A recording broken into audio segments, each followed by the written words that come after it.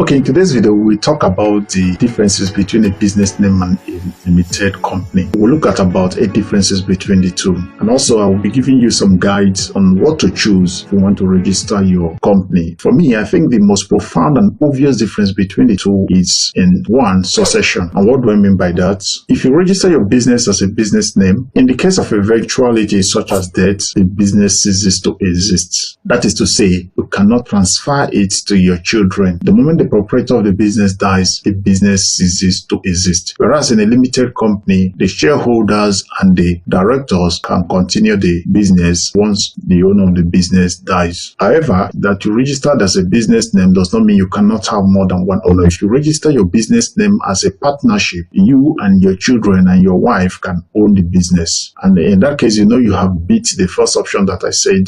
In the case of eventuality, the business ceases to exist. So if you registered your business name as a partnership, you can have more than one persons who are proprietors of the business. And if one person dies, the other person can continue. Another one is global recognition. Most of the known companies we know today, talk about Paystack, etc., they are limited companies. So a limited company has a broader recognition on the global scale. Another clear difference is the naming. Limited companies always have limited attached to it, whereas business names can come with things like ventures, enterprises, farms, etc. Other differences in personality and management.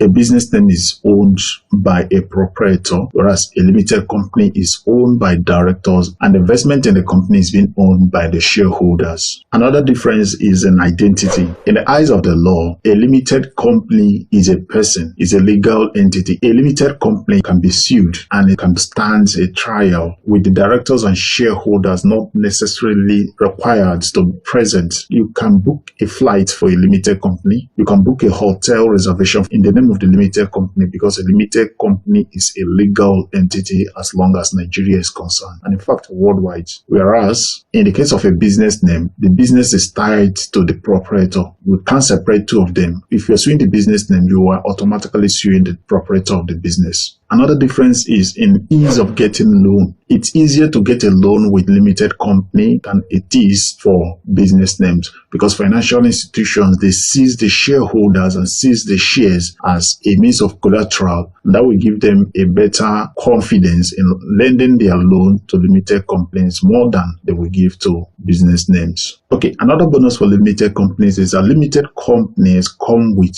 a TIN registration number. If you register your business as a limited company, you are going to get the FIRS TIN. TIN is a tax identification number, whereas if you register as a business name, you have to apply for TIN separately. Okay, I've promised to give you a guide as to which one to choose. The differences and the features that I've just discussed can help you make your choice.